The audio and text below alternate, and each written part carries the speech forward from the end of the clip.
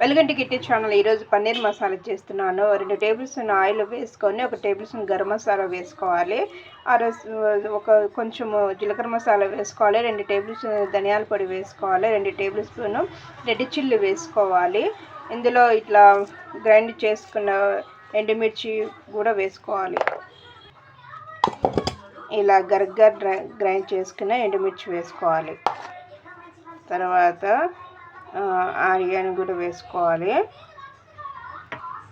కొంచెం సాల్ట్ వేసుకోవాలి. ఇందులో నిమ్మకాయ రసం కూడా వేసుకోవాలి. అంత బాగా కలుపుకోవాలి. ఇలా కలుపుకున్న తర్వాత ఇందులో కట్ చేసుకున్న పన్నీర్ వేసుకోవాలి. ఇందులో అల్లం వెల్లుల్లి పేస్ట్ కూడా వేసుకోవాలి. ఇలా కట్ చేసుకున్న పన్నీరు వేసుకోవాలి. ఇదంతా బాగా మసాలా పట్టేంత వరకు కలుపుకోవాలి. ఇదిగోండి, ఇలా అంతా కలుపుకోవాలి. మసాలా అంతా బాగా పట్టింది. ఇది ఒక 1/2 అవర్ ఇట్లా వదిలేయాలి. ఇలాంటి గోళం కానీ ఏదైనా మందంగా ఉండే ప్యాన్ కానీ పెట్టుకొని కొంచెం ఆయిల్ వేసుకొని మనము మసాలా పెట్టుకొని ఉన్న పన్నీర్ ఇందులో వేసుకోవాలి. ఇది రోస్ట్ అయ్యేంత వరకు గంటె పెట్టి కలబెట్టుకుంటే కిందికి పైకి అనుకుంటూ వేయించుకోవాలి.